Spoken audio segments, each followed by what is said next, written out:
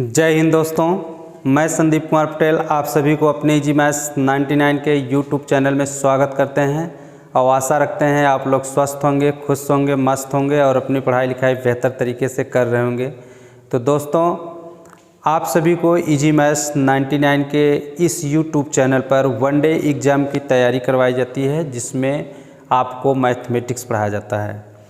तो मैं आप सभी को इस चैनल के माध्यम से परसेंटेज और प्रॉफिट एंड लॉस दो टॉपिक को ख़त्म कर चुके हैं, जिसमें नया टॉपिक शुरू हुआ है सक्सेसिव डिस्काउंट और इक्विवेलेंट डिस्काउंट। और काफ़ी बीच में वीडियो नहीं प्रोवाइड कर पाए आप लोगों के लिए, जिसके लिए मुझे खेद है।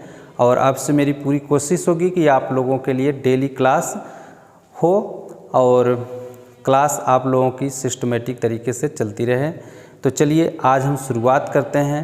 क्लास 10th के लिए जो बच्चे क्लास 10th में हैं उनके लिए मैथमेटिक्स, और यह जो लेक्चर होगा आप लोग प्लेलिस्ट में जा कर के क्लास 10th मैथमेटिक्स के नाम से सर्च करके वहां से इसे देख सकते हैं।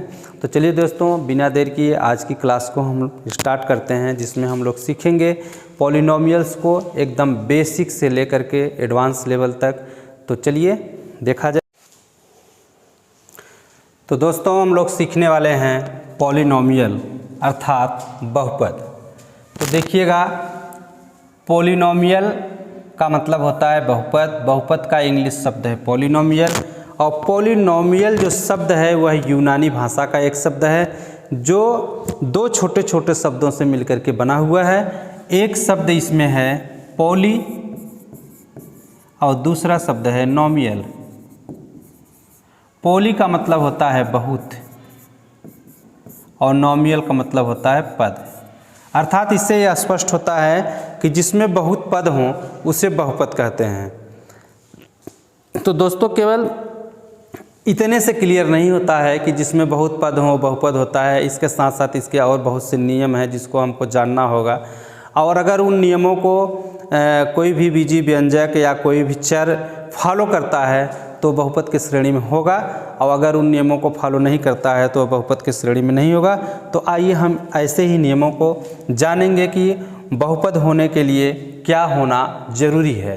तो देखिएगा दोस्तों, कहा जा रहा है कि इंट्रोडक्शन माने परिचय इसका, ऐसा बीजी व्यंजक जिनमें चर राशियों का जो घात रूप से आप लोग ये जानते रहिएगा कि कोई भी बीजी व्यंजक हो या चर अक्षर हो, उसका जो पावर है, घात है, घात जो यहाँ है वह ऋणोत्तर हो और पूर्णांक हो, उसी को हम बहुपद कहेंगे। दोस्तों, इस बात को भी आप जानते रहिएगा कि इस ऋणोत्तर पूर्णांक के स्थान पे आप धनात्मक पूर्णांक शब्द का प्रयोग नहीं कर सकते हैं। बहुत से लोग आप लोगों को बता देते हैं कि जिस चर का घात धनात्मक पूर्णांक हो उसे बहुपद कहते हैं। तो दोस्तों, ये धनात्मक पूर्णांक शब्द का प्रयोग गलत होगा, क्योंकि जो जीरो होता है ये जीरो ऋणोत्तर पूर्णांक होता है, यह धनात्मक पूर्णांक की श्रेणी में नहीं आता है। तो जबकि जीरो भी एक क्या है, बहुपद है। अभी आगे आप देखेंगे कि शून्य भी एक बहुपद होता है, जिसे हम जीरो पॉलिनोमियल कहते हैं। और जीरो पॉलिनोमियल अगर शून्य है तो शून्य हम धनात्मक पूर्णांक नहीं कह सकते हैं, यह ऋणोत्तर पूर्णांक होता है। इसलिए यहाँ पे धनात्मक पूर्णांक का या धनात्मक पूर्णांक शब्द का प्रयोग न करके ऋणोत्तर पूर्णांक शब्द का प्रयोग करना ज़्यादा बेहतर होगा। तो परिभाषा से आप लोग काफ़ी स्पष्ट हो चुके होंगे कि किसी भी चर का घात यदि ऋणोत्तर पूर्णांक है तो उसे हम बहुपद कहते हैं। जैसे देखिएगा, अगर लिख दिया जाए x स्क्वायर, तो x स्क्वायर में आपको देखना है कि जो इसका घात है दोस्तों ये अक्षर होता है, और यहाँ जो लिखा जाता है इसी को घात कहते हैं, और इस घात को पावर भी बोला जाता है। और जो इसके बगल में लिखा जाता है इसको गुणांक कहते हैं, और इंग्लिश में इसे कोफिशिएंट कहा जाता है। तो किसी भी अक्षर का जो घात है ये ऋणोत्तर होना चाहिए और पूर्णांक होना चाहिए। अगर किसी भी चर का घात इन दोनों शर्तों को पूरी करती है तो निश्चित तौर पे वो जो चर होगा वो बहुपद होगा, और अगर इन दोनों शर्तों को पूरा नहीं करता है तो वो बहुपद नहीं होगा। बहुपद सीखने का सबसे सरल और सबसे सटीक तरीका यही है कि सिर्फ आप जो अक्षर लिखा गया है उसको देख लीजिए, वह क्या है, ऋणोत्तर है और पूर्णांक है। अगर ये दोनों शर्तें पूरी कर रहा है तो बहुपद होगा, और अगर इन दोनों शर्तों को पूरी नहीं कर रहा है तो बहुपद नहीं होगा। जैसे देखिएगा, अगर हम लिख दें कि x के पावर 2/3, तो देखिएगा आपसे पूछा जाए कि क्या ये बहुपद है, तो ज़रा आप सोचो कि ये 2/3 जो है क्या ये पूर्णांक है, ये पॉजिटिव है, ऋणोत्तर पूर्णांक, ऋणोत्तर तो है लेकिन पूर्णांक नहीं है, सॉरी ये ऋणोत्तर है लेकिन पूर्णांक नहीं है, इसलिए ये बहुपद के अंतर्गत नहीं आएगा। जैसे लिख दिया जाए x के पावर 1/2, अब यहाँ पे आप देखिए ये ऋणोत्तर है लेकिन पूर्णांक नहीं है।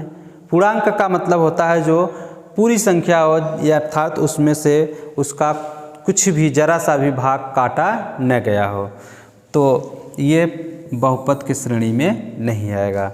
तो बहुपद की श्रेणी में आएगा क्या, बहुपद की श्रेणी में आएगा बच्चों जिसका घात ऋणोत्तर हो और पूर्णांक हो।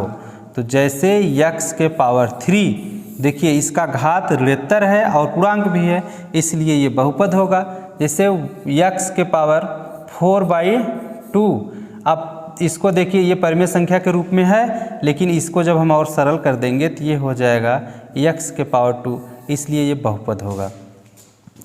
अगर लिख दिया जाए x के पावर √2 और आपसे पूछा जाए कि बताइए क्या ये बहुपद है, तो आप इतना जानते रहिएगा कि कोई भी संख्या यदि करणी के अंदर लिखा गया है और उस करणी का घात कुछ नहीं है, तो इसका मतलब होता है कि करणी के अंदर की संख्या का हमको वर्गमूल ज्ञात करना है, और अगर उसका वर्गमूल पूर्ण रूप से नहीं ज्ञात किया जा सकता तो वह एक अपरिमेय संख्या होगी, और कोई भी अपरिमेय संख्या अगर किसी अक्षर का घात है तो वो बहुपद नहीं हो सकता है, अर्थात ये बहुपद के श्रेणी में नहीं आएगा। लेकिन अगर इसी के स्थान पे लिख दिया जाए x के पावर √4, तो आप देखिए √4 का जब आप वर्गमूल निकालेंगे तो ये 2 होगा, और जब ये घात इसका 2 होगा तो ये बहुपद के श्रेणी में होगा। तो मुझे आशा है कि आप लोगों को बहुपद को पहचानने के लिए अब काफ़ी अच्छे तरीके से आप उसको पहचान सकते हैं, और काफ़ी अच्छे तरीके से आप उसको कहीं पे लिखा हुआ है तो देख करके ये बता पाएंगे कि बहुपद है कि नहीं है। जैसे दोस्तों देखिए यहाँ पर लिखा भी गया है, जैसे x है तो इसका पावर कुछ नहीं है, लेकिन किसी भी अक्षर का जो पावर है अगर कुछ भी नहीं दिया गया है तो इसका मतलब उसका पावर 1 होता है, और अगर इसका पावर 1 है तो 1 धनात्मक भी है और पूर्णांक भी है, अर्थात ऋणोत्तर भी है और पूर्णांक भी है, तो ये भी बहुपद होगा। और इसे एक पदीय बहुपद कहते हैं, और एक पदीय बहुपद को अंग्रेजी में मोनोनोमियल कहा जाता है। तो इसी प्रकार से देखिएगा यहाँ पे x² है, ये भी एक पदीय बहुपद के अंतर्गत आएगा। इसका भी घात देखिए, कोई भी बहुपद अगर हमको पहचानना है, देखना है कि वास्तव में ये बहुपद है कि नहीं है, तो दोस्तों आपको कुछ भी नहीं करना है, सबसे पहले आप उसके पावर यानी कि घात को देखिए जो यहाँ पे लिखा गया है। इसका घात, इसके घात में माइनस का चिन्ह न लगा हो, और इसका जो घात है वह पूर्णांक हो। अगर इन दोनों शर्तों को पूरा कर रहा है तो वह बहुपद होगा। लेकिन वहीं पे अगर बहुपद 2 या 2 से अधिक पद में आया हुआ है तो एक विशेष बात की आपको ये ध्यान देना होगा कि उसमें जो प्रयोग हुए अक्षर हैं यानी कि जो चर है वह एक ही होना चाहिए। जैसे x है तो x ही होना चाहिए, y है तो y ही होना चाहिए, m है तो m ही होना चाहिए, n है तो n ही होना चाहिए, k है तो k ही होना चाहिए। और अगर अलग अलग अक्षर हो जाएंगे तब पर भी वो बहुपद की श्रेणी में नहीं आएगा। जैसे देखिएगा यहाँ पे एक लिखा गया है बीजी व्यंजक, जैसे लिखा गया 5 के पावर 4 प्लस 3 के पावर 3 और प्लस 9 के पावर 2 प्लस k -20। तो यहाँ पे आप देखिए कि जो भी चर है वह एक ही है। जैसे यहाँ के है तो यहाँ भी के है, यहाँ भी के है, यहाँ भी के ही है। लेकिन दोस्तों अगर इसी के स्थान पे के स्थान पे बीच में कहीं पर कोई दूसरा अक्षर आ जाता तो ये बहुपद की श्रेणी में नहीं होता। तो इस बात को भी आप जानते रहिएगा कि बहुपद में यदि पदों की संख्या 2 या 2 से अधिक है तो उसमें प्रयुक्त हुए जो चर हैं वो एक ही फॉर्मेट के और एक ही होना चाहिए, अलग अलग नहीं होना चाहिए। तो जैसे देखिएगा एक एग्जाम्पल, जैसे अगर लिख दिया जाए 3x² प्लस 4x प्लस 2 और आपसे पूछा जाए क्या ये बहुपद है, तो आप सबसे पहले देखिए कि इसका जो डिग्री है यानी कि इसका जो घात है वह पॉजिटिव है और पूर्णांक है कि नहीं है। तो इसका घात को देखिए तो इसके घात जो है कि पॉजिटिव हैं अर्थात ऋणोत्तर हैं और पूर्णांक हैं, तो ये बहुपद होगा। इसमें जो अक्षर का प्रयोग हुआ है यहाँ पर भी x है, यहाँ पर भी x है, तो बहुपद होगा। लेकिन यदि यही इस प्रकार से होता 3x² प्लस 4y प्लस 2 और आपसे पूछा जाता है कि क्या ये बहुपद है, तो सबसे पहले आप क्या चेक करेंगे, इसके घात को। हमने घात को चेक किया तो देखा कि इसका जो घात है वह ऋणोत्तर पूर्णांक है। लेकिन जब दूसरी शर्त आई बहुपद को चेक करने के लिए, जांच करने के लिए, बहुपद होने की शर्त, बहुपद होने के लिए क्या क्या शर्तें पूरी होनी चाहिए, जब हम देखते हैं तो हमने क्या देखा कि यहाँ पे x है लेकिन यहाँ पे y का प्रयोग किया गया है। और अगर किसी भी बीजी व्यंजक में 2 प्रकार के या 2 से अधिक, 1 से अधिक प्रकार के अक्षरों का प्रयोग कर दिया जाए, 4 अक्षरों का प्रयोग कर दिया जाए तो वो बहुपद नहीं होगा। तो दोस्तों मुझे पूर्ण विश्वास है कि आप लोगों को बहुपद को पहचानने में अब किसी भी प्रकार की कोई समस्या नहीं होगी। और अगर आपको कोई समस्या हो रही है, कोई दिक्कत है, तो आप कमेंट बॉक्स में अपना कमेंट कीजिए। निश्चित तौर पे जो भी आपकी समस्या होगी मेरी तरफ से पूरी कोशिश होगी कि आपकी समस्या का 100% निदान दें। तो दोस्तों आप लोग पूरे धैर्य, पूरे विश्वास के साथ हमारे इस YouTube चैनल पर जुटिए। मैं आप सभी को यहाँ से हाई स्कूल की जो बच्चे तैयारी कर रहे हैं, आप बच्चों के लिए, सभी के लिए जो बोर्ड एग्ज़ाम की तैयारी कर रहे हैं, आप लोगों को कंप्लीट मैथमेटिक्स यहाँ से हम पढ़ाएंगे। और जो भी आप लोगों की दिक्कतें हों, जो चीज़ें न समझ में आया करें, आप लोग कमेंट ज़रूर किया करिए। और कमेंट जब आप लोग करेंगे तो आपकी जो भी दिक्कत होगी हम अगली क्लास में उसको, आपकी समस्या को देख करके उसको किस प्रकार से उसका निदान हो सकता है, निदान निकालने की पूरी कोशिश करेंगे। तो दोस्तों आप लोग इसको आप स्क्रीनशॉट लीजिए। नेक्स्ट इसके बाद बताते हैं।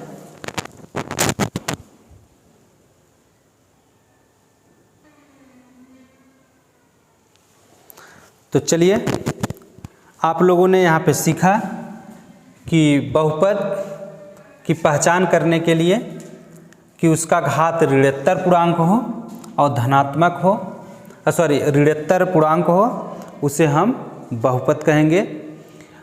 आगे चलिए हम लोग देखते हैं बहुपद के पद।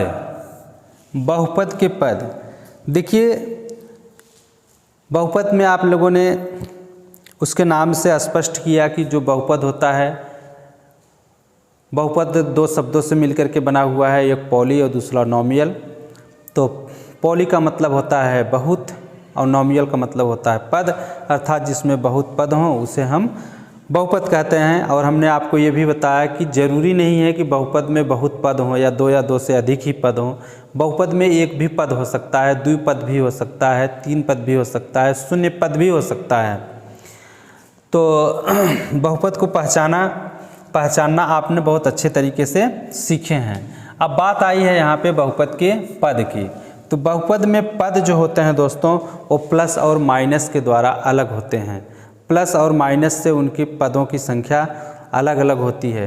तो देखिएगा, जैसे यहाँ पे एक पद ये है, दूसरा पद ये है, तीसरा पद ये है, चौथा पद ये है, 5वां पद ये है, और इसी प्रकार से 90वें पद तक। अर्थात ये निर्धारित नहीं है कि बहुपद में पदों की संख्या कितनी होनी चाहिए, और उसमें अनंत तक इसके पद हो सकते हैं, क्योंकि यहाँ पे लिख दिया गया है कि 90वां पद, यानी कि अर्थात पदों की संख्या कोई निश्चित नहीं है। और आप देख भी रहे होंगे कि यहाँ पे देखिए x है, एक्स स्क्वायर है, एक्स क्यूब है, एक्स 4 है। अर्थात इससे हमने इसके पहले आप लोगों को बताया कि कोई भी बहुपद है और उसमें 2 या 2 से अधिक पद अगर दिए गए हैं तो उन पदों में जो चर राशि का प्रयोग किया गया है, जो चर अक्षर का प्रयोग किया गया है वह एक ही होना चाहिए। यक्स है तो यक्स ही होना चाहिए, वाई है तो वाई ही होना चाहिए, यम है तो यम ही होना चाहिए, यन है तो यन ही होना चाहिए। यह किस कंडीशन में? जब बहुपद में 2 या 2 से अधिक पद दिए गए हों। यहाँ पे देखिए जैसे है A0, A1, A2, A3, A4 dot dot करके AN, अर्थात n पदों तक की बात की जा रही है।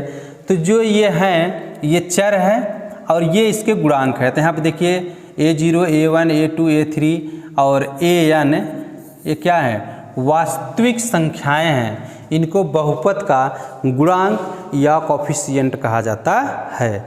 आपसे पूछा जाए कि किसी भी, जैसे लिख दिया गया 5x, तो आपसे पूछा जाए कि यक्स का कोफिशिएंट अर्थात यक्स का गुणांक क्या है, तो यक्स का गुणांक 5 है। और 5 का कोफिशिएंट आपसे पूछा जाए कि क्या है, तो यक्स होगा।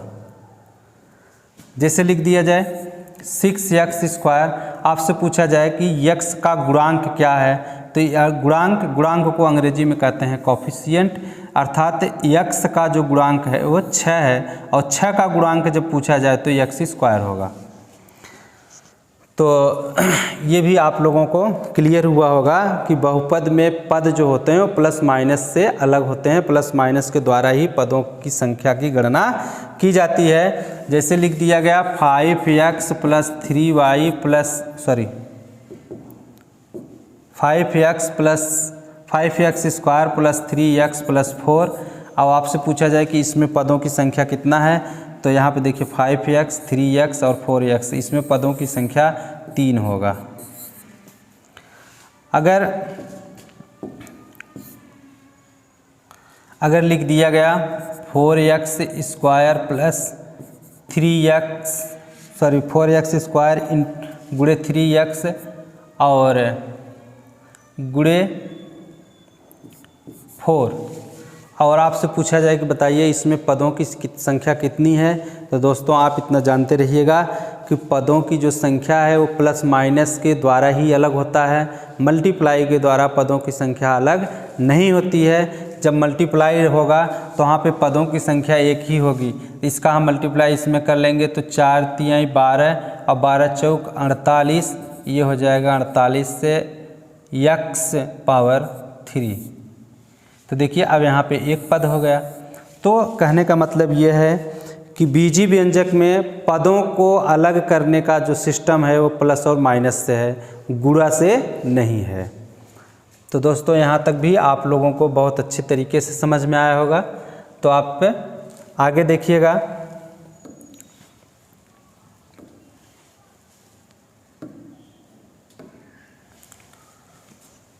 आगे है डिग्री ऑफ पॉलिनोमियल, अर्थात बहुपद की घात। बहुपद की घात। अब आप बहुपद को बहुत अच्छे से समझ चुके होंगे, बहुपद को पहचानना सीख चुके हैं। और बहुपद में पूछा जाए कि कितने पद हैं, तो पदों को भी आपने जान लिया है कि किस प्रकार से पद की गणना की जाती है और उसमें कितने पद हैं आप किसी भी बीजी व्यंजक को देख करके बता पाएंगे। अब बात आती है कि बहुपद की घात। बहुपद की घात क्या होगी? अगर कोई बहुपद लिख दिया गया है और आपसे पूछा जाए कि इस बहुपद का घात क्या है, जैसे लिख दिया जाए कि 4x² प्लस 3x प्लस 2, और आपसे पूछा जाए कि इस बहुपद का घात क्या होगा, तो आप सबसे पहले देखिएगा कि किसी भी बहुपद का सबसे बड़ा घात ही उसका घात कहलाता है, डिग्री कहलाता है। तो इस बहुपद में सबसे बड़ा घात 2 है, तो इस बहुपद का घात 2 होगा। जैसे लिख दिया जाए 4x⁻12 plus 6x⁻10 plus 7x⁻8 और प्लस 9x⁻19। और अब आपसे पूछा जाए कि इस बहुपद का घात क्या होगा, इस दिए गए बहुपद का घात क्या होगा, तो दोस्तों सबसे पहले आपको देख लेना है कि इसमें सबसे बड़ा घात कौन है। जो सबसे बड़ा घात होगा वही बहुपद का घात होगा। तो यहाँ पे सबसे बड़ा घात 19 है और सबसे बड़ा घात यदि 19 है तो इस दिए गए बहुपद का घात 19 होगा। तो इस बात को भी आप लोग बहुत अच्छे से समझ चुके होंगे कि किसी भी बहुपद में जो सबसे बड़ा घात होता है वही बहुपद का घात कहलाता है। तो चलिए, यहाँ तक भी आप लोग अच्छे से समझ रहे होंगे। किसी भी प्रकार की अगर आपको समस्या हो रही हो, कोई बात आपको न समझ में आ रही हो, तो आप लोग कमेंट कीजिएगा। आपके हर कमेंट का जवाब देने का मैं पूरी कोशिश करूँगा। आप लोग पूरे मन से, ईमानदारी से पढ़ाई करिए। निश्चित तौर पे आप लोगों को हमारे द्वारा इस चैनल से बेहतर चीज़ों को सीखने का मौका मिलेगा। आप लोग डेली क्लास कीजिएगा। जो भी दिक्कत हो, जो भी समस्या हो, कमेंट ज़रूर कीजिए। अगला है दोस्तों, हमने सीखा कि बहुपद क्या होता है और बहुपद के पद किस प्रकार से, अगर दिया गया है कोई बहुपद तो हमसे पूछा जाए कि इसमें कितने पद हैं, तो हमने इस चीज़ को सीखा कि बहुपद के पद को हम लोग प्लस माइनस के द्वारा गणना करके बता सकते हैं कि इसमें कितने पद हैं। अब है आप लोगों का बहुपद का वर्गीकरण, अर्थात क्लासिफिकेशन ऑफ पॉलिनोमियल। क्लासिफिकेशन का मतलब होता है वर्गीकरण, पॉलिनोमियल मीन्स बहुपद। बहुपद का वर्गीकरण, बहुपद को मुख्य रूप से दो भागों में बांटा गया है। अर्थात हम कह सकते हैं बहुपद का वर्गीकरण दो प्रकार से किया जाता है। एक होता है पदों के आधार पर और दूसरा होता है घात के संख्या के आधार पर। तो दोस्तों, आप लोग जो भी क्लासें हैं, जो लेक्चर चल रहा है, आप जब भी देखें आपके पास कॉपी पेन ज़रूर हो और आप लोग इसको सिस्टमेटिक तरीके से अपना एक फेयर की कॉपी बना लीजिएगा और उसमें पूरी सिस्टमेटिक तरीके से जैसे पढ़ाया जा रहा है आप उसमें नोट करते चलिए। आप लोगों को बहुत बेहतर तरीके से देखेंगे कि लास्ट में एक बेहतरीन नोट्स मिलेगा। आपका खुद का बनाया हुआ नोट्स होगा वो बहुत ही बेहतर होगा। तो डेली का डेली अगर जो क्लास होती है आप उसको करिए और उसका नोट्स बनाते चलिए। तो चलिए देखिए, तो सबसे पहले हम देखेंगे पदों के आधार पर। तो पदों के आधार पर पहला होता है मोनोनॉमियल।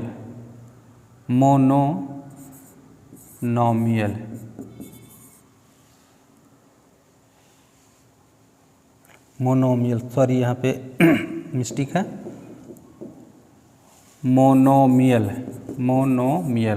मोनोमियल का मतलब होता है एक पदीय बहुपद। एक पदीय बहुपद।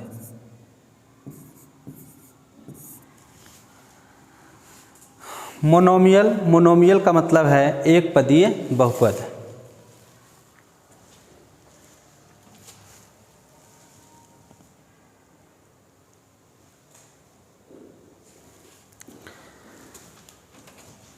दूसरा है दोस्तों बिनोमियल।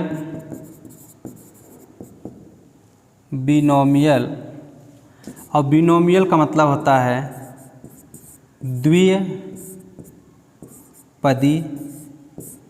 बहुपद। तीसरा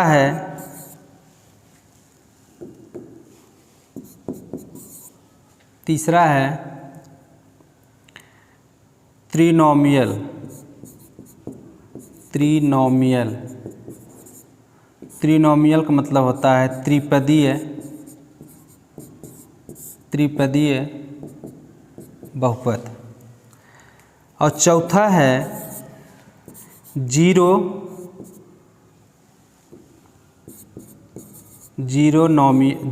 पॉलिनोमियल।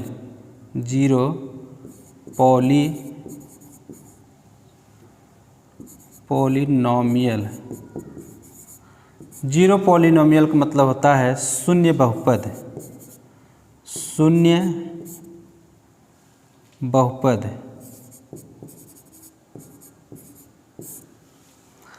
और पांचवा होता है कांस्टेंट पॉलिनोमियल। कांस्टेंट पॉलिनोमियल का मतलब है अचर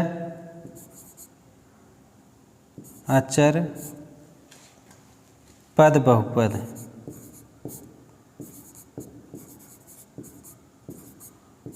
अचर पद बहुपद। देखिए इसके नाम से ही इसका पहचान है।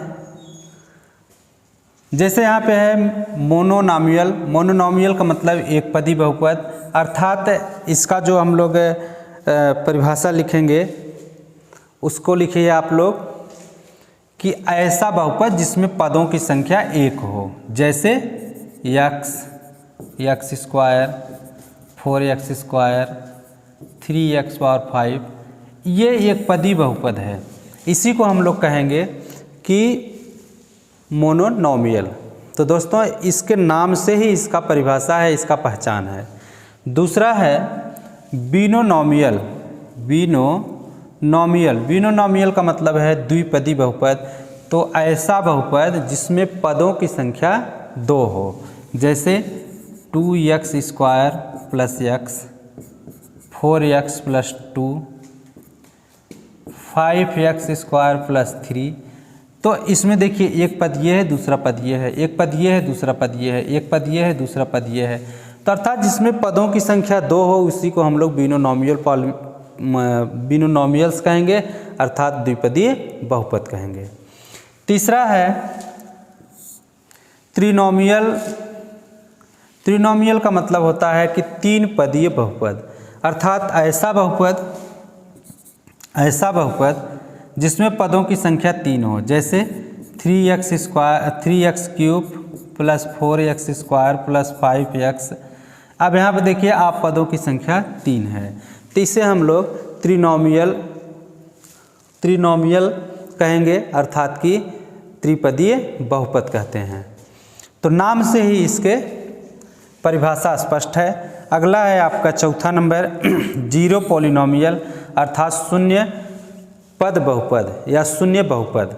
तो शून्य बहुपद को हम लोग परिभाषा देंगे कि ऐसा बहुपद जिसका गुणांक 0 हो, ऐसा बीजी व्यंजक जिसका गुणांक 0 हो। जैसे देखिए 0 × x, तो इसको जब हम लोग हल करेंगे तो आप जानते हैं कि किसी भी अक्षर या संख्या में जब शून्य का मल्टीप्लाई किया जाता है, गुणा किया जाता है, तो वह अक्षर या संख्या शून्य हो जाता है। तो इसका मतलब ये 0 होगा। अब लिख दिया जाए कि 5x स्क्वायर × 0। तो देखिए इस 5x स्क्वायर का गुणांक 0 है, तो बराबर क्या हो जाएगा? 0 हो जाएगा। तो ऐसा बहुपद जिसका गुणांक 0 हो, जिसका कोफिशिएंट 0 हो, वह शून्यपद बहुपद होता है। अगला है आपका कांस्टेंट पॉलिनोमियल, अर्थात अचर पद बहुपद। अचर पद जैसे 2 है, 3 है, 4 है, 5 है, 6 है, 7 है, 9 है, 25 है, ये अचर पद बहुपद हैं। ये कांस्टेंट का मतलब होता है कि अपरिवर्तनशील, जो बदलता ना हो, जो निश्चित हो। तो 2 जो है ये बदलेगा नहीं, 3 कभी बदलेगा नहीं, 4 बदलेगा नहीं, 5 बदलेगा नहीं, 6 बदलेगा नहीं, 7 बदलेगा नहीं, 9 बदलेगा नहीं और 25 बदलेगा नहीं। इनका जो वैल्यू है वो निश्चित है, निर्धारित है, फिक्स है, और इसलिए इसको कांस्टेंट मतलब होता है निश्चित, अर्थात अपरिवर्तनशील। और जो अपरिवर्तनशील है वही निश्चित है, तो इसे हम लोग अचर पद बहुपद कहते हैं। तो दोस्तों मुझे आशा है, पूर्ण विश्वास है कि आप लोगों को हमारी क्लास बहुत अच्छी लगी होगी। और अगर आप लोगों को क्लास अच्छी लगती हो तो आप लोग कमेंट ज़रूर कीजिएगा। आप लोग कमेंट्स में लिखिएगा जो भी आपको चीज़ें अच्छी लगती हैं, और अगर आपको बेहतर लगे तो अधिक से अधिक लोगों के बीच में शेयर कीजिए ताकि अन्य लोग भी इसका लाभ ले सकें। चलिए मिलते हैं नेक्स्ट क्लास में, और इसके बाद आप लोगों को बताएंगे पॉलिनोमियल को किस प्रकार से इसका दूसरा पद जैसे दिया गया है घातों के आधार पर, तो घातों के आधार पर नेक्स्ट क्लास में हम बताएंगे। इस क्लास में इतना, इसको आप स्क्रीनशॉट ले लीजिएगा। चलिए मिलते हैं नेक्स्ट क्लास में। धन्यवाद।